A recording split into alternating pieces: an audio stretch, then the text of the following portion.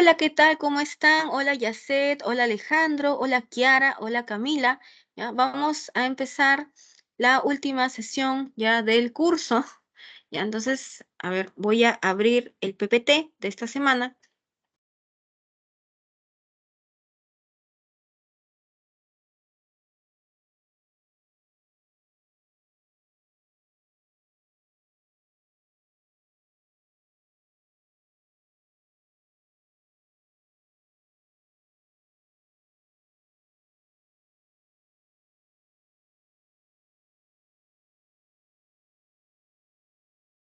¿Ya? Hola, Robert, Camila, Kiara, hola a todos y todas. ¿Ya? Entonces, vamos a empezar la sesión del día de hoy. ¿Ya? Hoy día vamos a trabajar un montón. Vamos a empezar hablando del guía, ¿no?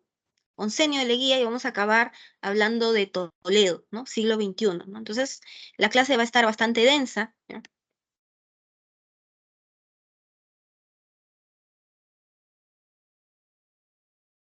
Vamos a hablar del Oncenio de Leguía, ¿ya? Leguía regresa al Perú con la idea de hacer la patria nueva, ¿ya?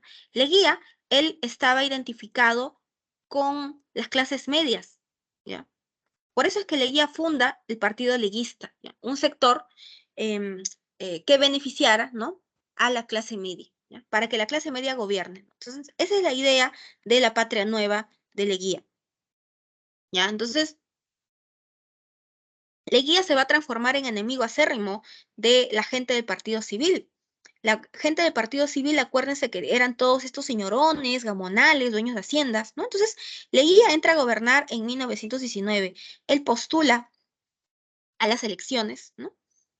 Y en el año 19, a pesar, ¿no?, que prácticamente había ganado Leguía, Leguía va a acusar de un intento de fraude electoral por parte de sus enemigos, los civilistas.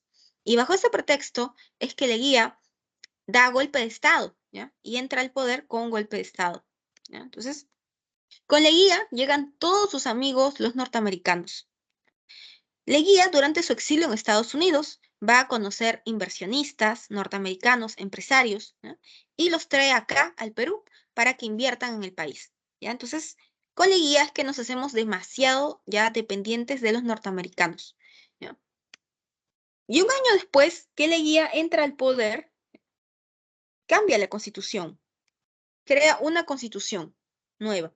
Y esa constitución de Leguía va a reemplazar la constitución más longeva de la historia del Perú, que fue la constitución de los tiempos de Ramón Castilla, ¿ya? Reemplaza la constitución de 1860 moderada de Castilla. Entonces, Leguía va a tener una fuerte oposición por parte de los partidos de masas que aparecen en esta época. En esta época aparece, pues, José Carlos Mariátegui, ¿no?, fundador del Partido Socialista y autor de los 7 años de interpretación de la realidad peruana. Según José Carlos Mariátegui, la revolución la debían liderar los campesinos y los obreros, ¿ya? Según José Carlos Mariátegui, ¿ya? Ahora, según Aya, ¿no?, Aya va a fundar el APRA, ¿no?, en México post-revolucionario en 1924. Entonces, según Aya, esta revolución la debe liderar las clases medias, porque ellas están mejor preparadas. Los médicos, los abogados, los ingenieros. Según ella, ¿no?, los obreros y los campesinos no están preparados todavía para liderar esta revolución. Entonces, Aya va a hablar de un capitalismo de Estado, ¿ya? Es anti-Estados Unidos. Este es el APRA en sus orígenes, ¿ya?, en los años 20. Después el APRA ya muta, cambia y ya es otra cosa. Hola, hola Vladimir, ¿qué tal? Entonces, en el aspecto económico, ¿ya?, en el aspecto económico, como ya les dije, llegan los norteamericanos acá y Leguía va a ser duramente criticado por la firma del Laudo de París. Con la firma del Laudo de París, ¿ya?, el Perú prácticamente va a entregar el petróleo nacional a la IPC, a la International Petroleum Company. El International Petroleum Company, según el Laudo de París, va a poder hacer uso del petróleo, venderlo, ¿no?, durante 50 años. Y según el Laudo de París, la IPC solamente puede pagar 30 soles al año, ¿ya?, por el petróleo extraído del Perú. Entonces, es una burla este laudo de París. Entonces, acá se ve una caricatura de cómo Leguía le agacha la cabeza, ¿no?, al presidente norteamericano, ¿ya? Entonces, por eso es que Leguía va a ser acusado de corrupción, ¿ya? Durante esta época, en el aspecto social, Leguía, ¿no?, va a tratar de calmar a los campesinos, ¿ya? Y por eso es que crea una oficina para ellos, ¿no? Se trata de legalizar sus tierras para que los campesinos no estén pues allí con el Partido Socialista ni con los apristas, ¿ya? Y promulga esta ley de conscripción vial. Esta ley de conscripción vial va a decir que todos los hombres entre los 18 y 50 años de edad, ¿m?, van a estar obligados a construir caminos, carreteras. Pero en la práctica, esta ley de conscripción vial, ¿no?, va a ser bastante injusta, porque un Gildenmeister, un Larcojoy, ¿no?, un Aspíllaga jamás va a mandar a su hijo a hacer carreteras. Entonces, los ricos pagaban una exoneración, ¿ya? ¿Y quiénes terminaban construyendo estas carreteras, ¿no? Los pobres, los que no tenían plata para pagar esta exoneración. Entonces, los campesinos, ¿no?, la gente más pobre, más humilde, es la que va a terminar haciendo esta eh, pagando pato, ¿no?, por esta ley de conscripción vial. En cuanto al gasto público, Leguía, como trae a sus amigos norteamericanos, ¿no?, va a hacer que el Perú dependa demasiado de los estadounidenses. Tanto es así que al término de su gobierno, ¿ya?, el Perú le debía más de 100 millones a los estadounidenses. Y Leguía, con la plata que le pedía prestada a sus amigos norteamericanos, ¿no?, hacía bastantes obras.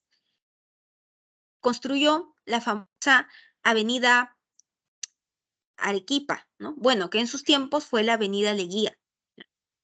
La avenida Venezuela, ¿ya?, la hace Leguía. La Argentina, la avenida Argentina la hace Leguía, ¿ya? Entonces, con esta plata, ¿no?, hace obras, ¿no?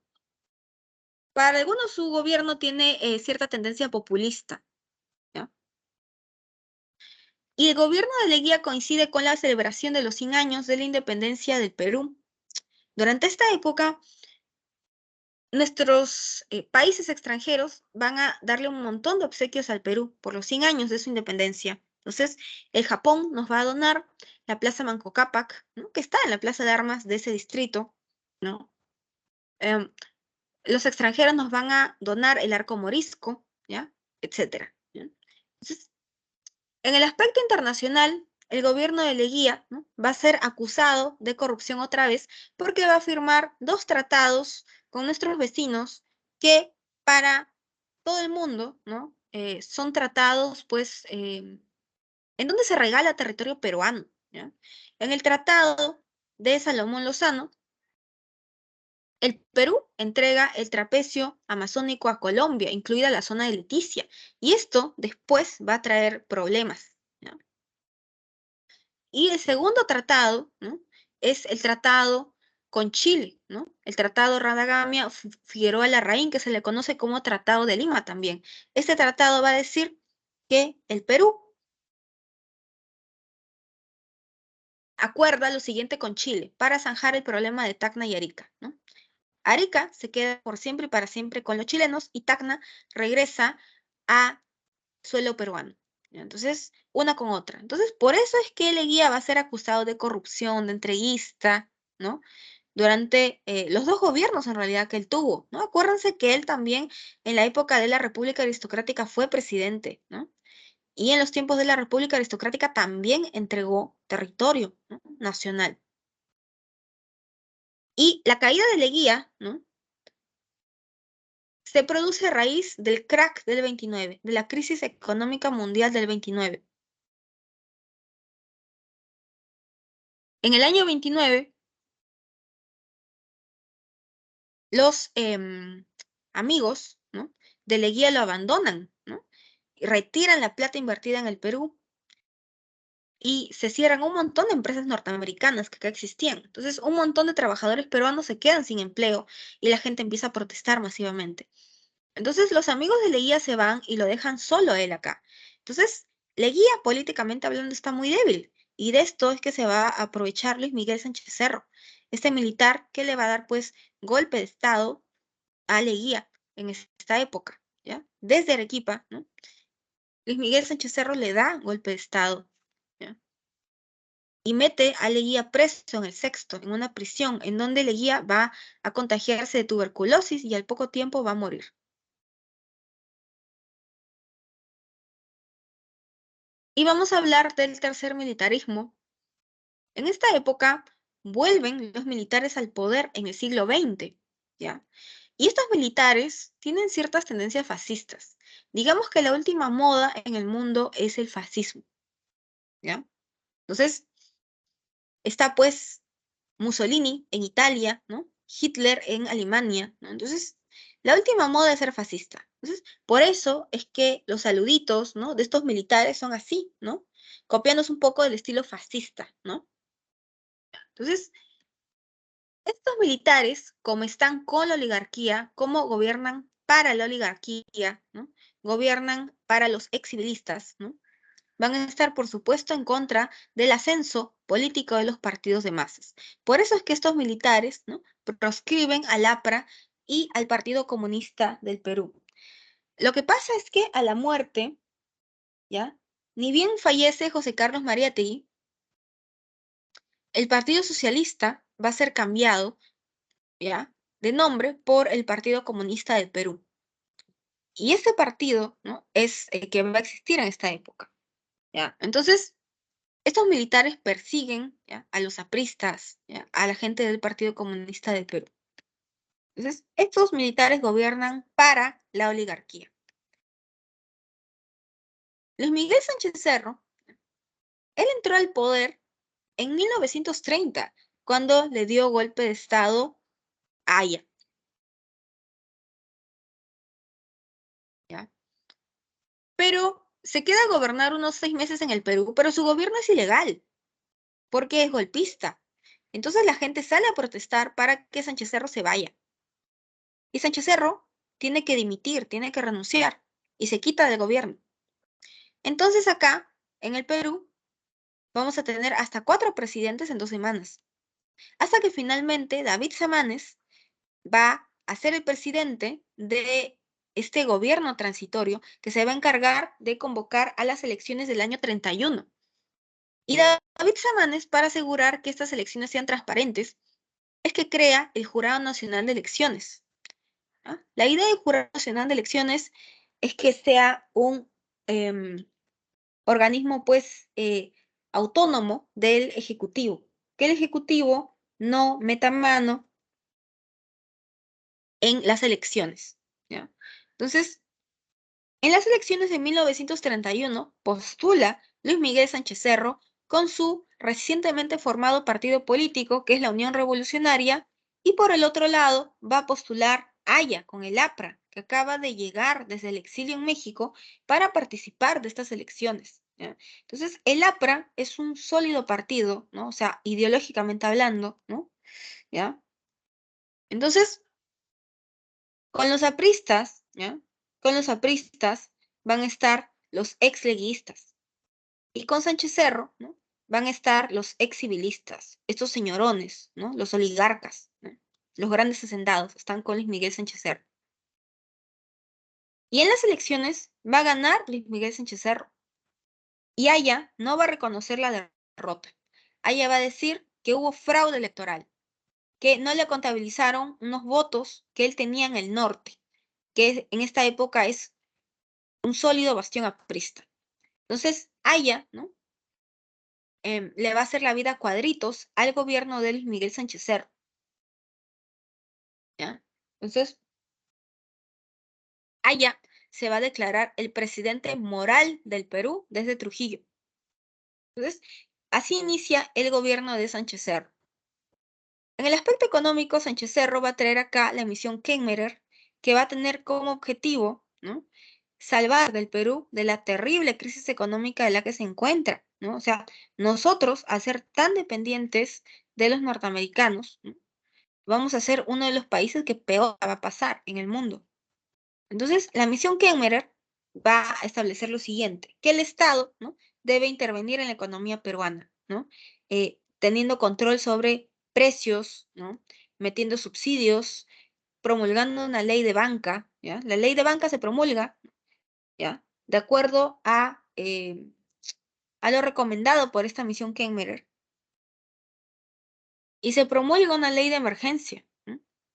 La ley de emergencia va a declarar en la ilegalidad, ¿ya? Para seguridad nacional a todos los partidos políticos de influencia internacional. ¿Esto qué significa? Que se vuelven ilegales el APRA y el Partido Comunista del Perú, el PSP. Porque el APRA ha sido fundado en México, o sea, su origen es internacional.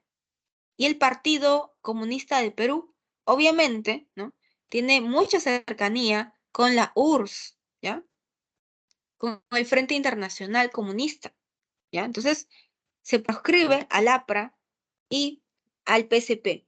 Y el APRA, pues, en esta época se había conformado en una especie de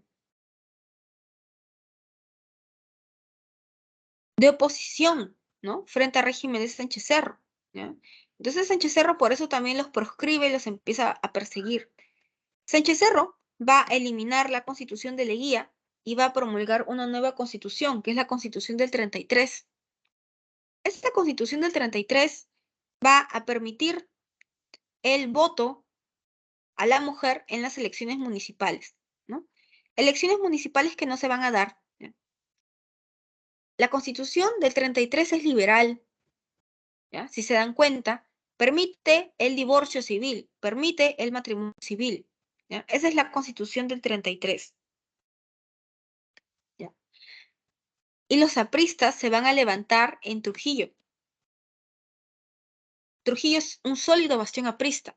Según Magda Portal, una importante poeta y dirigente aprista, ¿no? Un buen cuadro aprista, Magda Portal va a decir que en esta época las mujeres apristas en Trujillo, ¿no? Dejaron de lado los vestidos, ¿no? Las faldas, se pusieron el pantalón, ¿no? Y el rifle al hombro y salieron, pues, ¿no? A hacer la revolución.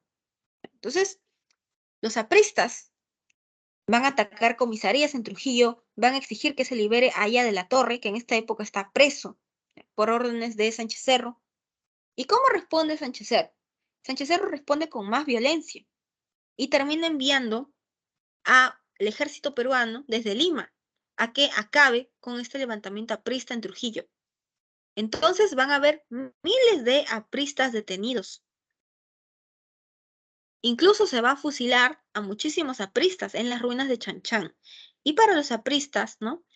Estos van a ser sus mártires, ¿no? Sus mártires apristas, ¿ya? Entonces, ser aprista en esta época, ¿no? Es, o sea, es sufrir cárcel, ¿no?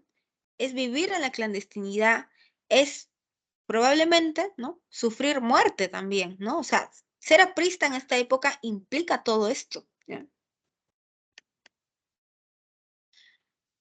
Y en esta época, Sánchez Cerro va a heredar un problema que proviene desde los tiempos de Leguía. ¿Se acuerdan que con Leguía, en el oncenio, se firmó este tratado de Salomón Lozano, ¿ya? Que decía, ¿no? Que se entregaba el trapecio amazónico, incluida la zona de Leticia? En la época de Sánchez Cerro, este problema, ¿no? Se va a heredar, ¿no? Porque va a salir gente a protestar, a decir que Leticia es peruano y no colombiano.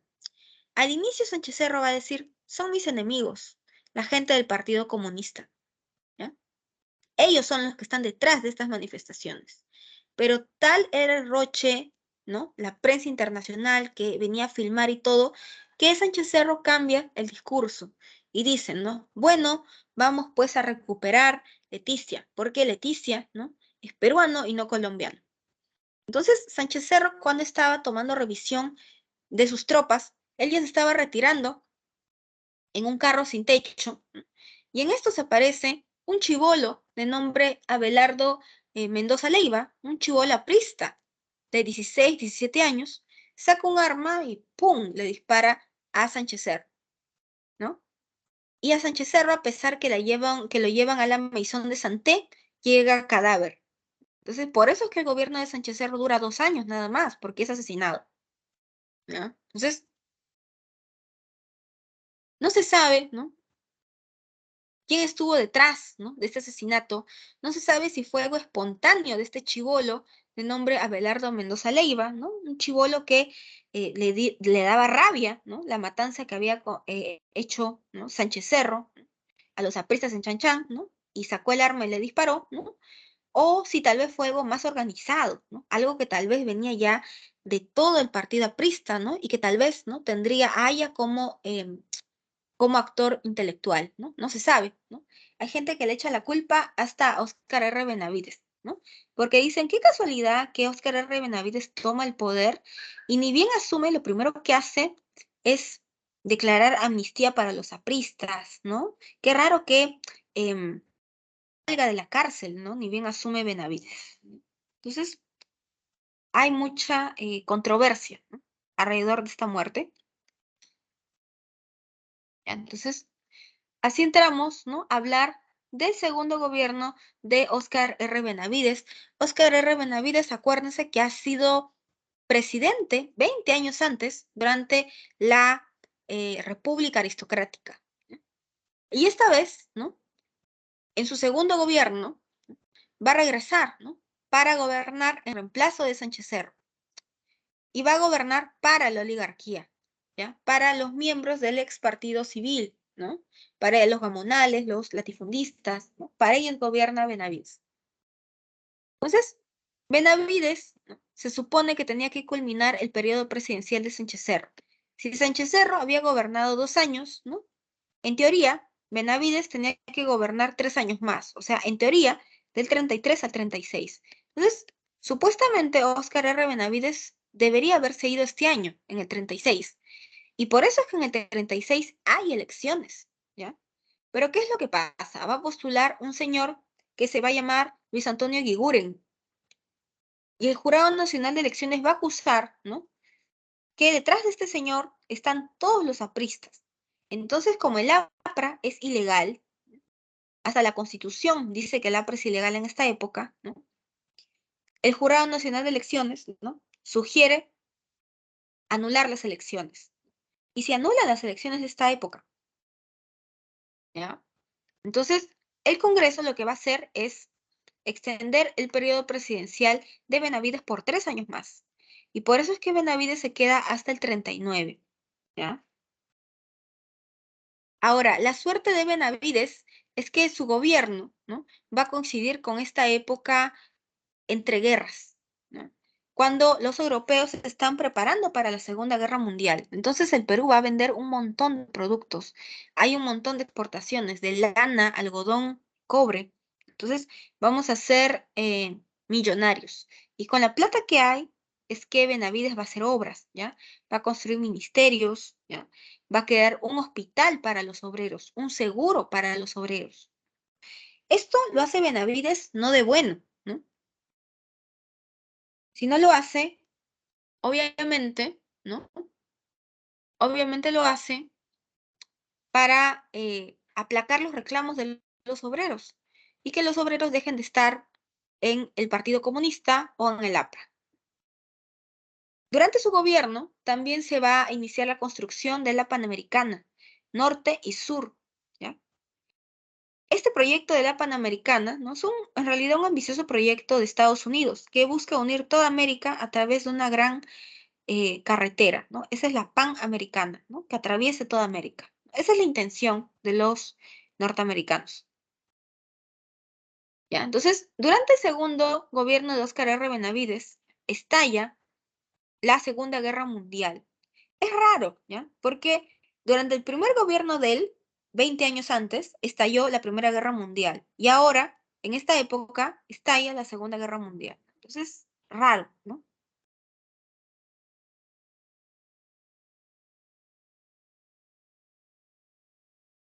Y ahora vamos a hablar de la primavera democrática. ¿Ya? Dejamos de lado el tercer militarismo y vamos a hablar, pues, de una época en donde la burguesía va a querer, pues, ocupar el poder, ¿ya?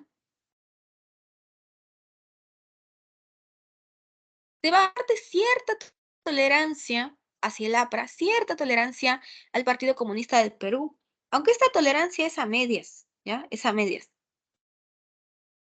¿ya? ¿Por qué? Porque van a haber momentos, ¿no? En donde estas alianzas se rompen, ¿no? Y se reanuda la persecución contra los apristas. El contexto, ¿no? Obviamente va a ser la Segunda Guerra Mundial, sobre todo durante el primer gobierno de Manuel Prado Ugarteche. ¿Ya? Prado Ugarteche es hijo de Mariano Ignacio Prado, ¿ya? Quien fue presidente del Perú en plena guerra con Chile, el que hizo una colecta pública en Lima, ¿ya? Y el que dijo que iba a viajar a Europa a comprar armas, ¿no? Para ganar la guerra con Chile. Y hasta el día de hoy lo seguimos esperando. Entonces, Manuel Prado Ugarteche es su hijo. Entonces, una de las motivaciones de Prado Ugarteche para ser presidente en esta época es, por supuesto, reivindicar el apellido Prado, ¿no? El apellido de su familia. Y Prado, ¿no? Todo un señorón, llega a ser presidente 2 veces, ¿no? En el Perú. En esta época, Prado postula en diciembre del 39 y va a ganar gracias a la campaña, ¿no? Que le va a hacer el Partido Comunista del Perú. Entonces, imagínense, o sea, el Partido Comunista le está haciendo la campaña a Prado, ¿ya? Que es obviamente un señorón recontra capitalista, ¿ya? Entonces, el APRA no se mete en esta campaña electoral, no quiere, ¿ya? Entonces, esta alianza entre comunistas, ¿no? Y Prado se explica a nivel mundial.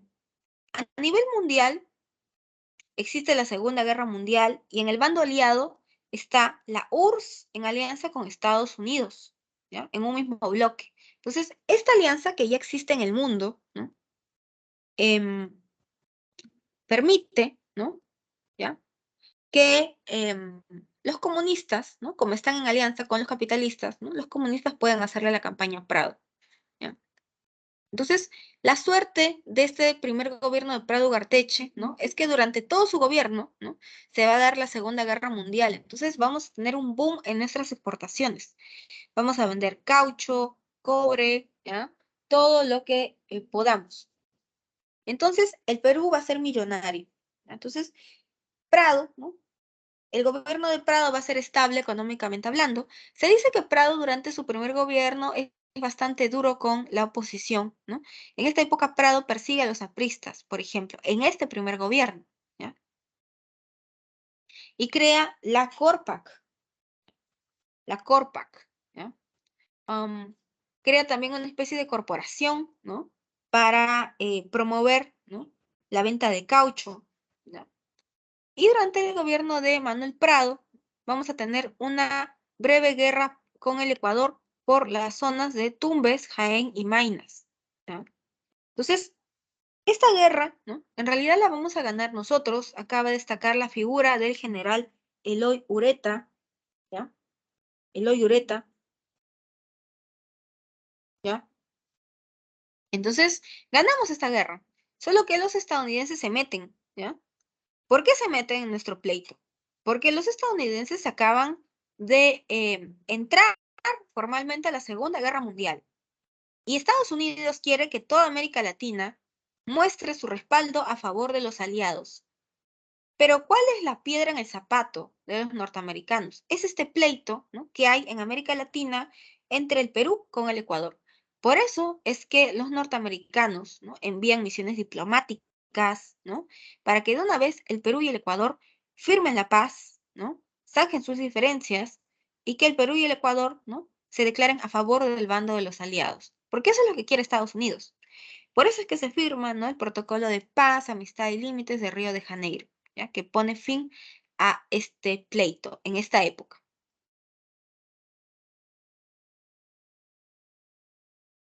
Y ahora vamos a hablar del gobierno de Bustamante y Rivero, ¿ya?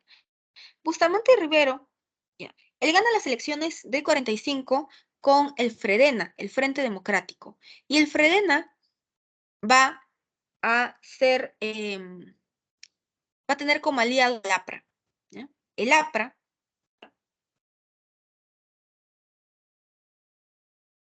va a transar con Bustamante y Rivero lo siguiente.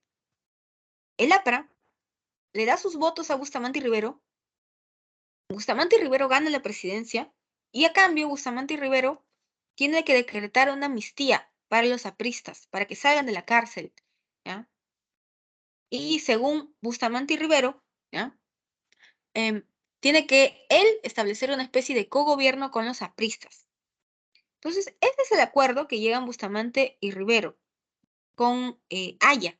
Y por eso es que Bustamante y Rivero le gana en votos a, por supuesto, el general Eloy Ureta.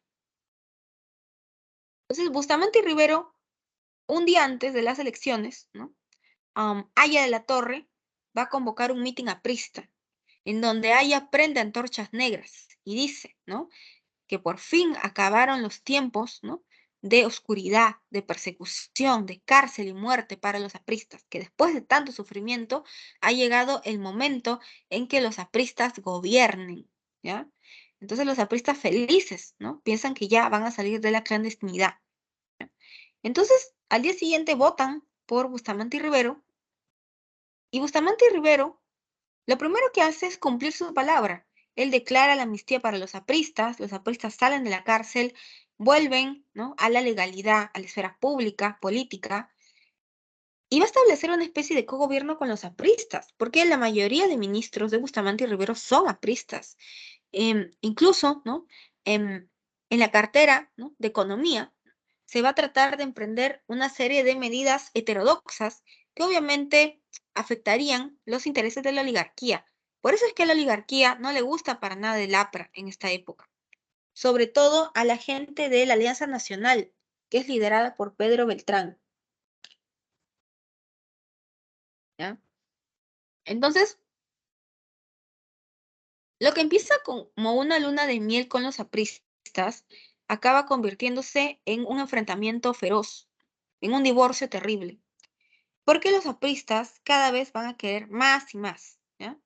Más cargos, más poder. Entonces va a llegar un momento en el que Bustamante y Rivero ya no va a querer ceder más, ¿ya? Entonces empieza el divorcio entre Bustamante y Rivero con los apristas. Por eso es que al final los apristas se convierten en oposición al régimen, ¿ya? Y por eso es que los apristas al final intentan darle varios golpes de Estado fallidos al gobierno de Bustamante y Rivero. El más sonado va a ser el de octubre del 45, ¿no? Hecho por la marinería aprista. Entonces, Bustamante y Rivero se rayan, ¿no? Y decreta, ¿no? que desde este momento los apristas vuelven a ser ilegales nuevamente, ¿ya? Entonces, digamos que para Bustamante y Rivero va a ser muy difícil gobernar, porque por una parte va a tener la oposición del APRA en el Congreso, que ahora se han vuelto sus enemigos, ¿no? Y por el otro va a tener la oposición de la oligarquía, ¿no? De la Alianza Nacional liderada por Pedro Beltrán, ¿ya? Entonces, no le van a dejar gobernar a Bustamante y Rivero, ¿no? O sea, esa es la verdad. El legislativo le va a poner un montón de trabas. Entonces, lo poco que va a poder hacer, ¿no? va a ser crear, ¿no? este decreto de las 200 millas, ¿ya? Donde, eh, ¿no? Obviamente el Perú, ¿no? Desde sus costas, 200 millas para adentro, ¿no? Es territorio peruano. Esto es lo que más adelante, ¿no? va a propiciar el boom pesquero en el Perú, ¿ya? Entonces, Bustamante y Rivero también va a tener la mala suerte que en esta época ya no existe pues la Segunda Guerra Mundial. Entonces, cuando ya acaba la Segunda Guerra Mundial, las exportaciones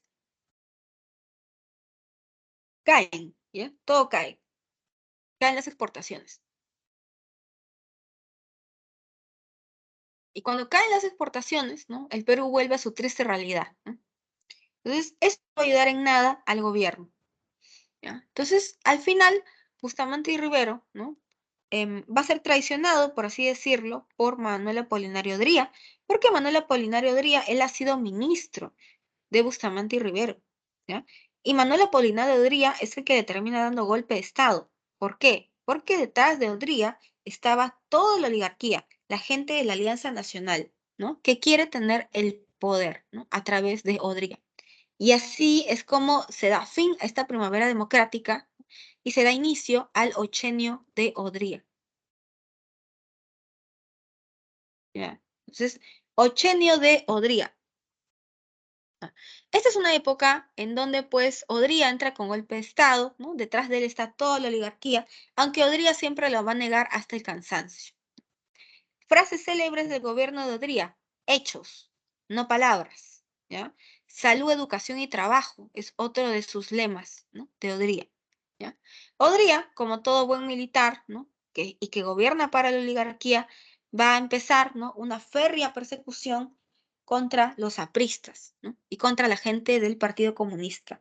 A los apristas se los vuelve a declarar ilegales con esta ley de seguridad interior, ¿no? Que dice que para salvaguardar la seguridad del Estado, ¿no? De la nación, es que se prohíben todos los partidos de influencia de tendencia internacional. Entonces, se reanuda la persecución al APRA, ¿no? Odría va a promulgar el voto femenino, ¿ya? ¿Ya? Y las mujeres van a poder votar en las elecciones nacionales presidenciales recién en el año 56, ¿ya? El Perú es uno de los últimos países en toda América Latina que otorga el voto a la mujer, ¿ya? Entonces, Odría, ¿no? Gobierna, ¿no? En 1948 y en 1950 él se retira muy brevemente del gobierno porque le va a dejar la presidencia a una persona de su confianza que se llama Zenón Noriega. Y Zenón Noriega va a tener como objetivo, ¿ya? Convocar elecciones para legitimar el régimen de Odría, porque en realidad el gobierno de Odría no tiene ninguna legitimidad, es un gobierno que ha entrado con golpe de Estado. Entonces, Zenón Noriega convoca a las elecciones de 50 que van a tener a candidato único, ¿no? Y por ende único ganador a Odría. Entonces, ¿cuál es la gracia, ¿no? Entonces, Odría, ¿no? Continúa con su gobierno y va a tener acá la misión Klein, ¿ya? La misión Klein, ¿ya? Es una misión de economistas que en los años 50 empiezan a criticar al keynesianismo, el New Deal, lo critican. Y esta misión de economistas van a decir que el Estado, ¿no? Debe ser liberal, ¿ya? El Estado peruano. Y que el Perú debe abrir su economía, ¿no? Al mundo, ¿ya? Ahora, el gobierno de Odría va a coincidir con la guerra de Corea, que se va a dar de 50 al 53, ¿ya? Entonces, ¿por qué es beneficiosa esta guerra de Corea para el gobierno de Odría?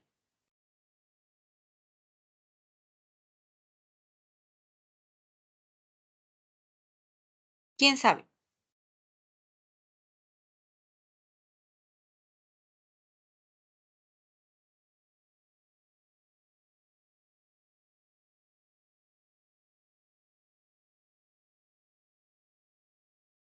¿Qué opinan?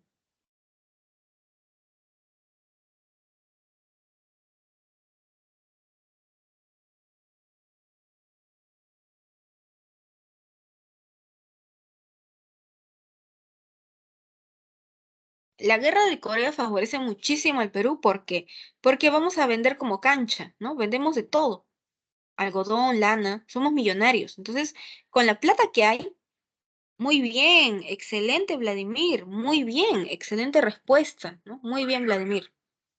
Ya, la guerra de Corea hace que las exportaciones incrementen y por ende los ingresos del Perú van a ser fuertes. Y con toda la plata que hay, Odría va a poder hacer estas mega obras, ¿no? Que hace en su gobierno, ¿ya? Las grandes unidades escolares, ¿no? ¿Ya? Esta es la sigla, ¿no? Que significa grandes unidades escolares, con salones que vienen desde la A hasta la L, ¿no? Hasta la letra M. ¿Por qué? Porque Odría, él ya está pensando en el proceso migratorio. La migración se da con fuerza en los años 50, ¿ya? La migración.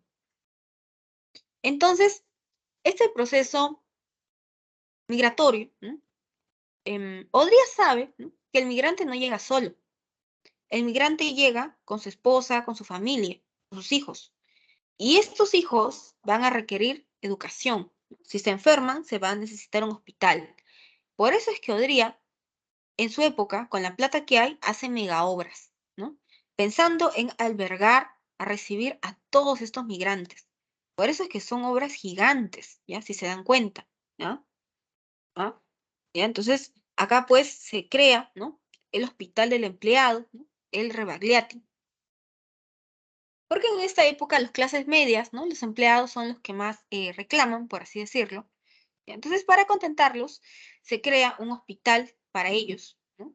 Y en sus tiempos, R. Bagliati fue el hospital más moderno de toda América Latina, ¿ya? O sea, fue un muy buen hospital en los tiempos de Odría.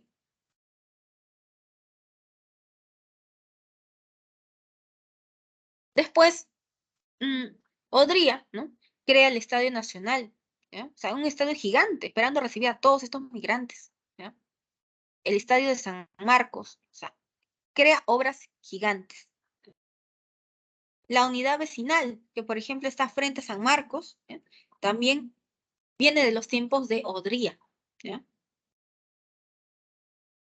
Entonces, em, retomando esta idea del proceso migratorio, ¿no?, esta idea, ¿no?, de la cholificación es un concepto utilizado por los sociólogos,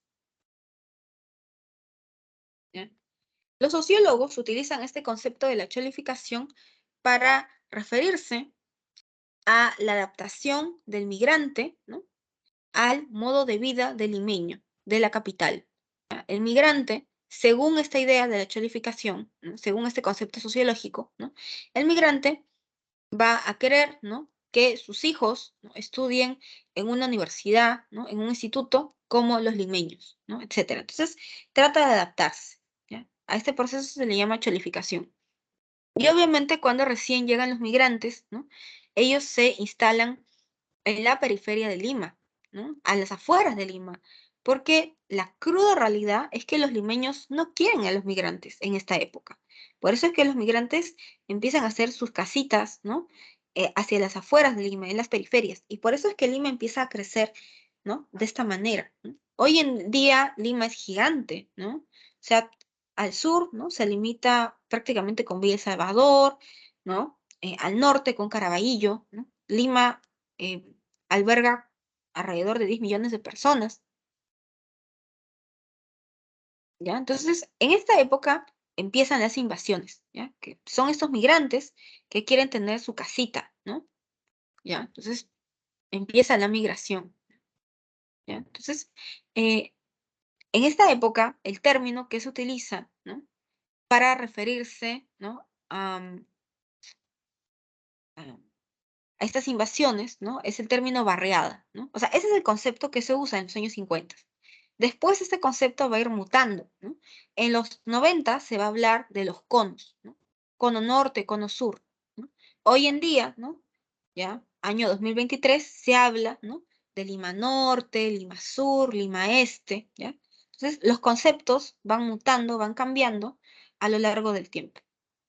Y acá ven, ¿no?, cómo Aya de la Torre está cenando, ¿no?, con Odría, ¿no? Y es gracioso, ¿no?, cómo Aya cena con alguien que lo ha intentado matar hasta 8 veces. Odría, ¿no?, manda matar a Aya y Aya tiene que refugiarse en la embajada de Colombia, que está acá en esta caricatura. Y es en la embajada de Colombia en donde, al parecer, Aya cambia de pensamiento y el APRA ya se convierte en otra cosa, ¿ya? El APRA da un viraje de 180 grados en esta época, ¿ya? En esta época. Entonces, el APRA en los años 50 se va a volver pro imperialismo yanqui, pro Estados Unidos. Aya, ¿no?, incluso va a hacer una especie de intermediario con Estados Unidos en los años 50. Según Aya, ¿no?, que durante su reclusión en la embajada de Colombia, él se va a dar cuenta, según él, ¿no?, que para acabar con los rezagos ¿no?, de semifeudalismo que tenía el Perú en esta época, ¿no?, se tenía, ¿no?, que buscar una alianza con los estadounidenses. ¿Ya? Entonces, es el floro, ¿no?, que utiliza Aya para justificar el cambio de chip del APRA en esta época.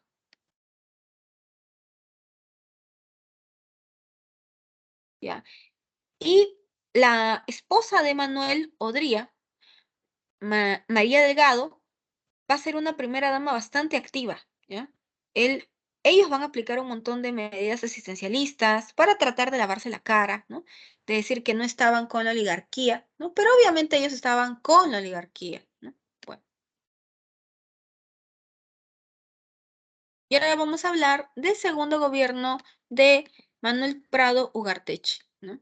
Ese segundo gobierno de Manuel Prado Ugarteche se le conoce como la convivencia. ¿Por qué? Porque en esta época Prado Ugarteche ha aprendido a negociar y va a negociar una especie de cogobierno con el APRA. Entonces, el APRA, ¿no?, le va a dar sus votos para que gane Prado Ugarteche y Prado Ugarteche, a cambio, va a tener que sacarlos de la ilegalidad, de la clandestinidad. Y empieza esta especie de cogobierno de luna de miel entre Prado y el APRA. ¿Ya? En cuanto a los sucesos, ¿cuál es el contexto mundial? El contexto mundial es, por supuesto, la Guerra Fría, ¿ya? En esta época, o eres pro Estados Unidos o eres pro URSS.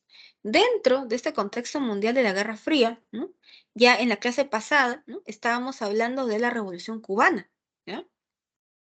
La Revolución Cubana, ¿no?, va a acabar, ¿no?, con Fidel Castro, ¿no?, en el poder, con la salida de Batista, y Castro, acuérdense que se va a declarar aliado de la URSS, ¿ya? Entonces, Kennedy tiene miedo que lo que haya pasado en Cuba pueda replicarse en el resto de América Latina y que empiecen las guerrillas. Y, y empiezan a aparecer las guerrillas. En el Perú, ¿no?, el norte va a tener guerrillas y el sur también.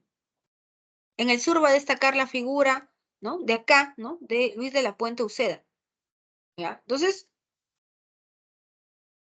Kennedy, para tratar de evitar el avance del comunismo, ¿ya?, es que va a fundar, ¿no?, esta Alianza para el Progreso, ¿ya? La Alianza para el Progreso tiene como objetivo llevar ayuda a los países de América Latina, ¿ya? Ayuda económica, ayuda social.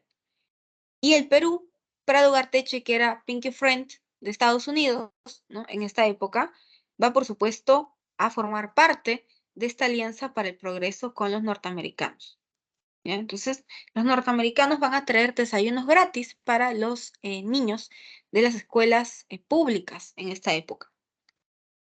Y el segundo gobierno de Prado Ugarteche coincide con el boom pesquero, ¿ya? Acá va a resaltar la figura del gran empresario Luis Banchero Rossi. Luis Banchero Rossi estudió ingeniería industrial en la Universidad de Trujillo y él empieza poniendo una pequeña fábrica de jabones. Pero Banchero Rossi se va a dar cuenta que el negocio está en la pesca, que ahí está el futuro. Entonces, Banchero Rossi empieza a invertir en pesca y gracias sobre todo a él es que el Perú llegó a ser primer productor mundial de harina y aceite de pescado en su época, ¿ya?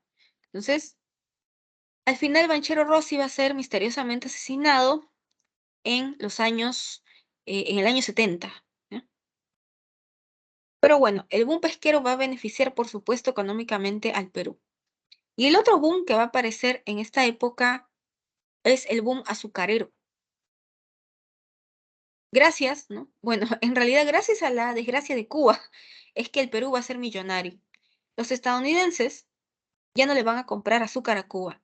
Entonces, ¿a quién le van a comprar los estadounidenses ahora azúcar? A nosotros, a los peruanos. Entonces, Prado Ugarteche va a tener la suerte, ¿no?, que en su gobierno va a estallar un boom pesquero, un boom azucarero, ¿ya?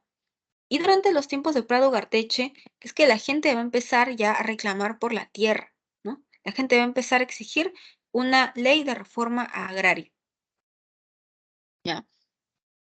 Y en el Valle de la Convención, en el Cusco, Hugo Blanco, un guerrillero de extrema izquierda, va a liderar este movimiento, ¿ya? Entonces, se dan las elecciones de 62 y va a postularse Alan.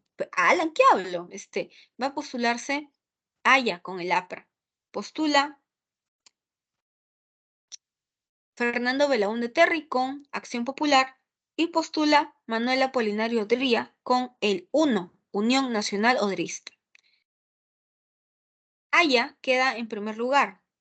El problema de Aya, ¿ya?, que queda en primer lugar, es que él no ha llegado al mínimo, ¿ya?, de votos requeridos para ser elegido presidente. Y según la ley de esta época, ¿no?, los militares, perdón, el Congreso tenía que escoger quién iba a ser el próximo presidente. Y en esta época el Congreso obviamente era gobernado por los apristas. Entonces los militares, el Comando Conjunto de las Fuerzas Armadas, tiene temor, ¿no?, que estos militares, que el Congreso, perdón, elija a Haya como presidente del Perú. ¿Ya? Entonces, por eso es que los militares le acaban dando golpe de Estado a Prado Ugarteche, para evitar que los apristas lleguen al poder, para evitar que Haya llegue al poder. Por eso es que los militares dan un golpe de Estado como comando conjunto de las Fuerzas Armadas. O sea, es el primer golpe institucional en la historia del Perú. Antes solamente hemos visto puro militar, ¿ya? Pero desde esta época, ¿no?, vamos a ver pues a una institución que da, ¿no?, golpe de Estado. Es hora del break, ¿no? Vamos a hacer un pequeño receso, ¿ya? Hasta las 8:05, ¿ya? Entonces vamos al break un ratito.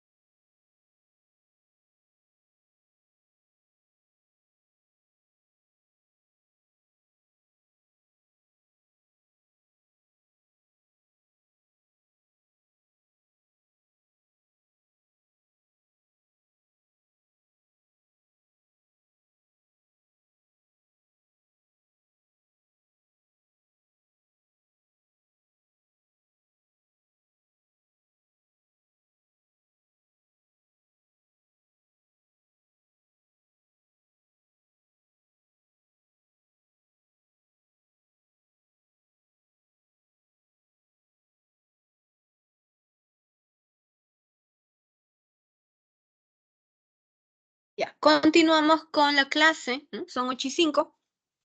Entonces,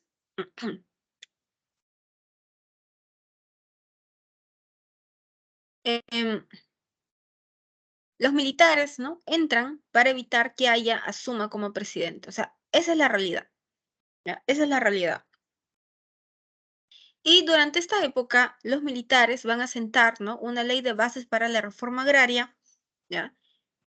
Y los militares sabían que el siguiente gobierno, ¿no? Que entrara, sí o sí, tenía que promulgar una verdadera ley de reforma agraria que toque a los peces gordos, a los grandes hacendados, porque según estos militares, que son una nueva generación que ha sido formada en el CAEM, en el Centro de Altos Estudios Militares, en donde han recibido clases de intelectuales de izquierda, ¿ya?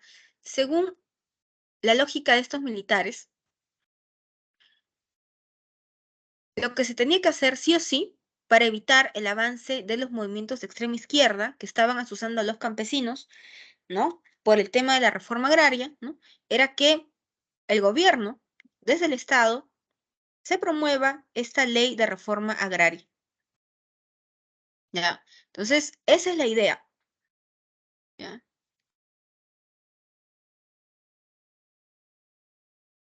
Ahora, otra cosa que hacen estos militares, ¿no? Lo chévere de estos militares es que son antioligarcas, están en contra de la oligarquía, porque como les digo, son militares diferentes, ¿no?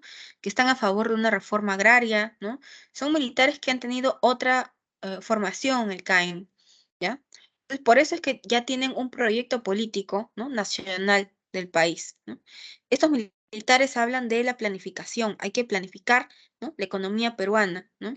¿A dónde queremos llegar?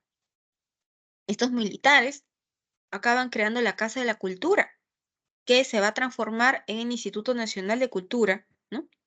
Y va a acabar convirtiéndose en el Ministerio de Cultura ya en los tiempos del segundo gobierno de Alan,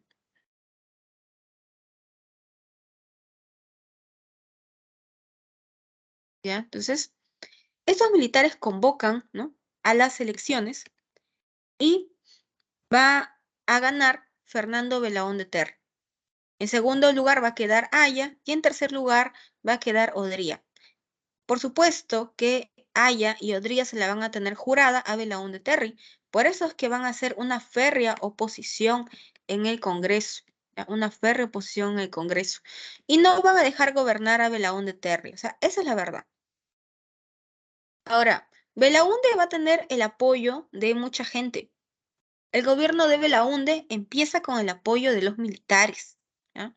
Empieza con el apoyo de la democracia cristiana, empieza con el apoyo de la iglesia. Todo el mundo quiere a Belaúnde, a excepción de los apristas y los odristas, ¿no? Entonces, durante la época de Belaúnde Terry, se va a crear una carretera, ¿ya? Que va a articular la selva, ¿no? Con todo el país, ¿ya? En campaña, ¿no? Belaúnde, ¿no? Como arquitecto, ¿no? Él empieza a ofrecer, ¿no?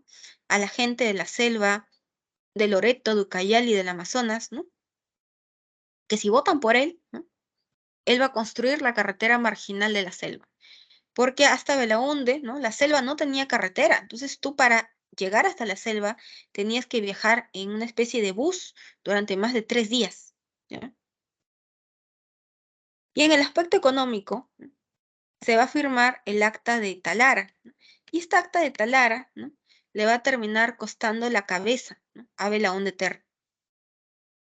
Em, Vamos a remontarnos a los tiempos de Leguía, durante el oncenio, cuando Leguía firmó este laudo de París con la IPC, en donde la IPC se quedaba, ¿no? A comercializar el petróleo peruano durante 50 años. Durante el año 63, en el gobierno de Belaúnde Terry, se tenía que, se declara, ¿no? Nulo, ipso iuri, ¿ya? Este laudo de París. Entonces se tenía que rastrear el contrato con la International Petroleum Company, ¿ya? Sobre cuánta plata nos iban a dar la IPC por el petróleo que estaban extrayendo. El problema va a ser, ¿no? Que supuestamente va a desaparecer la página 11. ¿Ya? Supuestamente desaparece la página 11, que era la página en donde estaba estipulado, ¿no? Cuánto de plata nos iba a dar la IPC. La prensa le pidió la página 11 a Belaunde y Belaunde no les hace caso. Entonces, la prensa lo hace pues un escándalo mayor, que no está la página 11. Al final de esto se van a agarrar sus enemigos políticos, los oderistas, los apristas, para darle pues su golpe de Estado, ¿no? Entonces, y este golpe de Estado ejecutan ya los militares. Los militares, ¿no? De pasar a apoyar a Belaunde, van a acabar convirtiéndose pues en su verdugo, ¿no? Porque los militares lo sacan a Belaunde, ¿no? En pijamas de Palacio de Gobierno el 3 de octubre de 68, porque los militares están viendo calladitos, ¿no? Cómo es que Belaunde Terry no está ejecutando una ley de reforma agraria de verdad. Porque la ley de reforma agraria que promulga Belaunde en su gobierno es una ley de reforma agraria que no toca a los peces gordos, solamente se reparte entre las tierras baldías, ¿no? ¿Ya? A los campesinos. Nada más, no se toca a los grandes latifundistas. ¿Ya? Entonces, los militares, por eso también, ¿no? Le dan golpe de Estado a Belaúnde Terry. ¿Ya? Entonces, para colmo de males, el gobierno de Belaúnde Terry va a enfrentar un mega niño. ¿Ya? El mega niño te destruye la economía del país ese año. Entonces, hay crisis económica, ¿ya? Le va mal a Belaúnde, empieza la inflación con Belaúnde. Belaúnde va a ser el Aeropuerto Internacional Jorge Chávez, ¿ya? Pero todo acaba, ¿no? Cuando entran los militares el 3 de octubre del 68. Entra el Chino Velasco al poder. Entonces, vamos a hablar del gobierno revolucionario de las Fuerzas Armadas. Durante 12 años vamos a ser gobernados por los militares, del 68 al 80. Este gobierno revolucionario de las Fuerzas Armadas se compone del gobierno de Juan Velasco Alvarado, ¿ya? Y del gobierno de Francisco Morales Bermúdez, ¿ya? Entonces se compone de estos dos gobiernos. Ahora, el Chino Velasco entra al poder el 3 de octubre de 68, con golpe de Estado. Y 6 días después, el 9 de octubre de 68, Velasco, ¿no? Va a expropiar a la IPC, expropia la International Petroleum Company, le quita, ¿no? La Bre Pariñas, ¿no? Y también el gobierno revolucionario se mete, ¿no? También en la refinería de Talara. Y el Chino Velasco lo saca, ¿no? Sin darles un solo centavo. Años después, debido a la presión norteamericana, es que se indemniza, ¿ya? A la IPC y a la Cerro de Pasco Corporation, ¿no? Pero al inicio no, salen sin nada. Y este día, al 9 de octubre de 68, se le conoce como el Día de la Dignidad Nacional. Ahora, Velasco, una vez que expropia todas estas empresas, ¿no? Las nacionaliza. Y aparecen un montón de empresas con nombre de Perú. Electroperú, Minero Perú, Petroperú, todo Perú. Y empieza, ¿no? Los militares, ¿no? Empiezan a controlar los medios de comunicación. ¿Va? Olvídense que en esta época hay libertad de prensa. Olvídense, ¿no? Se vetan todos los programas norteamericanos, ¿ya? Esos militares, como son fuertemente influenciados por la CEPAL, la Comisión Económica para América Latina, va a decir que el Perú tiene que promover la industria nacional si quiere alcanzar el desarrollo económico, ¿ya? El desarrollismo económico aparece en esta época. Entonces, Velasco empieza a prohibir las importaciones. Todo lo que venga de afuera es prohibido por los militares. Todo, todo. Y solamente se promueve la industria nacional. Todo lo que es Made in Perú, ¿ya? Entonces, esta es la época de Chino Velasco, ¿no? Entonces, Por eso, ¿no? Es que se vetan programas que tengan influencia norteamericana, ¿no? Por ejemplo, el Tío Johnny, ¿no? Que era un programa para niños que daba en Canal 4, en donde el Tío Johnny se disfrazaba de norteamericano, ¿no? Es vetado, ¿no? Velasco también va a crear la Sinamos. Sinamos significa Sistema Nacional de Movilización Social. Y para muchas personas, bueno, para el Chino Velasco, el Sinamos iba a articular la protesta, ¿no? De la ciudadanía, los movimientos sociales, políticos. Pero para sus detractores, la Sinamos se va a convertir en un organismo de control estatal sobre la protesta, ¿ya? Mm, Estos tiempos de Chino Velasco, ¿no? También son tiempos de una fuerte reforma educativa. Y en esta reforma educativa se va pues a tocar la educación superior, la educación en institutos y en universidades. Por eso es que la calidad en los colegios baja en esta época, ¿verdad? En los colegios estatales la calidad baja. Y por eso es que para suplir esta deficiencia de los colegios públicos es que aparecen las academias, las PRES en los años 70, ¿ya? O sea, no es coincidencia que estemos todos aquí, ya en esta clase, ¿no? ¿Ya? Es debido a que, obviamente, ¿no? Em, baja mucho, ¿no? La calidad de la educación pública en esta época. Y Velasco va a promulgar la famosísima Ley de Reforma Agraria, ¿no? El Chino Velasco, ¿no? Empieza diciendo, ¿no? Campesino, el patrón no comerá más de tu pobreza, ¿no? La tierra es para el que la trabaja, ¿no? Son frases de Velasco. Entonces, Velasco promulga una ley de reforma agraria que sí toca a los grandes hacendados y elimina el gamonalismo, ¿ya? O sea, Velasco. Entonces, eh, Velasco, ¿no? Con esta ley de reforma agraria, él va a crear las CAPs y las SAIs. Las CAPs son para la costa y las SAIs son para la sierra, ¿no? Son una especie de cooperativas que tienen como misión capacitar eficientemente a los campesinos, para que los campesinos sepan cómo administrar una hacienda, sepan cómo exportar hacia afuera. Porque una cosa es labrar la tierra, pero otra cosa ya es manejar el negocio de las exportaciones en una hacienda, ya es una cosa completamente diferente. El problema, uy, el problema va a ser que esta capacitación, ¿ya? Que hacen los militares se va a dar de manera ineficiente, ¿ya? Entonces, desgraciadamente, ¿ya?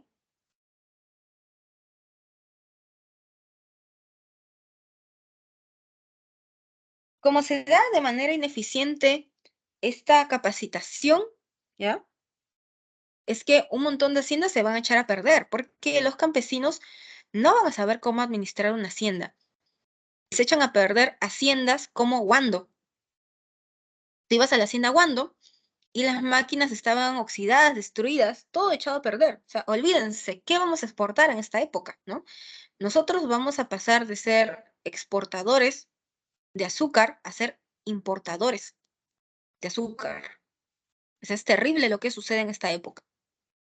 O sea, en el aspecto social es bueno, ¿ya?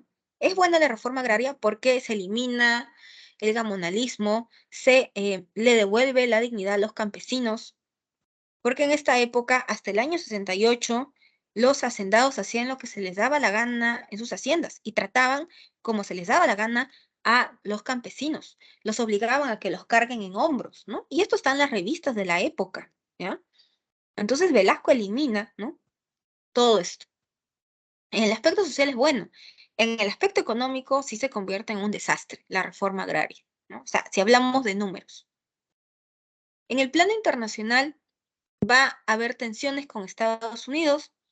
Estados Unidos no le va a gustar para nada este acercamiento de Velasco con la URSS, con Cuba, ¿ya? Con la China populista. No le va a gustar para nada este acercamiento.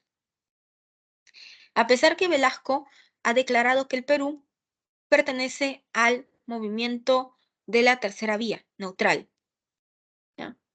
Entonces, esta es la época. ¿Ya? Y hay un sector de militares súper conservador que no les va a gustar para nada, ¿ya? Ese acercamiento de Chino Velasco con el bloque comunista, por así decirlo. Y ese sector conservador de militares va a terminar encabezando este golpe de Estado contra el Chino Velasco. ¿Ya? También hay tensiones bélicas con Chile, ¿por qué? Porque se van a cumplir los 150 años de la independencia del Perú y con motivo de estos festejos es que el Chino Velasco tiene la idea, ¿no? Tiene la añoranza de recuperar Arica para el Perú. Entonces, por eso es que van a haber ciertas tensiones con Chile. Y bueno, vamos a tener una crisis del petróleo, ¿no? Pero eso ya es a nivel mundial, ¿ya? Entonces, el exceso de burocracia, ¿no? Debido a que ahora existen un montón de empresas estatales, ¿no? Va a terminar haciendo, ¿no? Va a terminar generando un gasto fuerte, ¿no? Por parte del Estado, porque ahora el Estado va a tener que ver de dónde saca plata para pagarle a fin de mes a todos estos trabajadores estatales que ahora existen. Entonces, al Chino Velasco, ¿no? Le da golpe de Estado Morales Bermúdez, quien había sido su ministro. Morales Bermúdez encabeza este golpe de Estado y se va a aprovechar de la enfermedad de Velasco, ¿ya? Para darle golpe. Velasco había sufrido un aneurisma y para salvarle la vida le tuvieron que cortar una pierna, ¿ya? Entonces, Morales Bermúdez, ¿no? Se aprovecha de esta debilidad para darle golpe de Estado. Al final, Velasco muere, ¿no? ¿Ya?